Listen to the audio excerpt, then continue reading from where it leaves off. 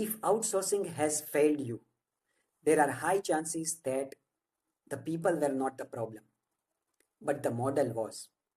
In 2026, outsourcing success is less about talent availability and it is more about choosing the right or wrong structure. AI has changed the software development forever. Work moves faster, feedback cycles are shorter, and bad decisions compound more quicker.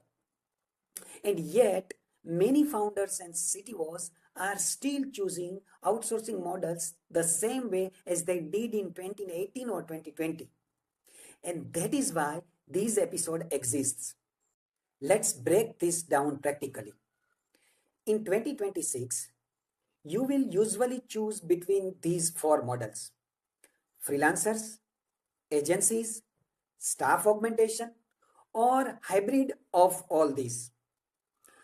Each one works, but in very specific situations. Let's talk about model number one, freelancers. Freelancers are great at tasks short term, clearly defined, and low dependency. For example, a landing page, a design sprint, or a one time integration. But here is a risk in 2026. Freelancers don't scale decision making. They don't own context and continuity becomes weak. So if your product roadmap depends on them, then you are building on unstable ground. Model number two, agencies. Agencies sell certainty, project managers, processes, promises, but you are often buying layers, communication layers, approval layers, cost layers. In fast moving AI accelerated environments, those layers slow things down. So agencies work best for fixed scope and well defined projects. They struggle with evolving products. Model number three, staff augmentation. Staff augmentation became popular for a reason. You get control, you own product ownership, and you extend your team and not replace it. But staff augmentation only works if these three things are true. You have clarity on roles, you have internal leadership, and you treat them as team members and not just as vendors. Without this all, staff augmentation collapses into confusion. Now let's talk about model number four, hybrid. Here is what I am seeing more in 2026. Smart companies don't choose only one model. They combine them according to their requirements. For example, for core product team, they go with staff augmentation model. For specialized tasks, they go for freelancers. For one-off execution, they use agencies.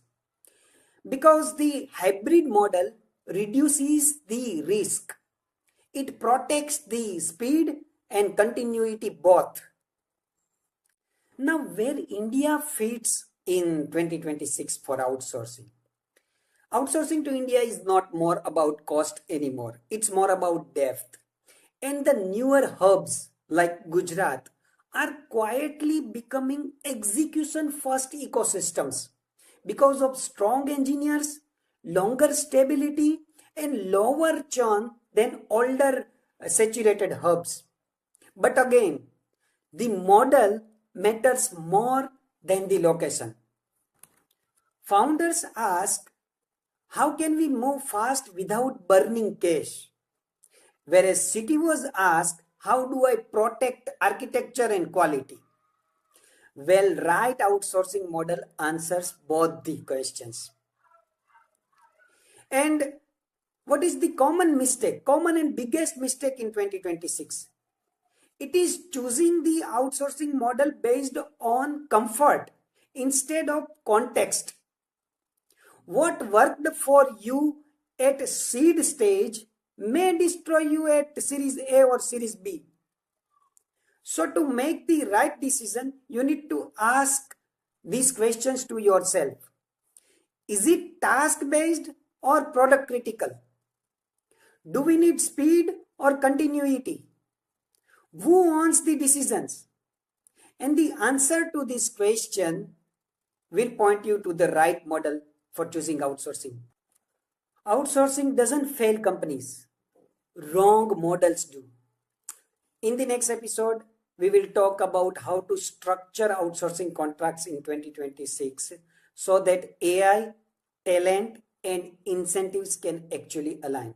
If this video helped you think clearer, then please like, share, and subscribe. And I'll see you in episode 5. Thank you. Bye bye.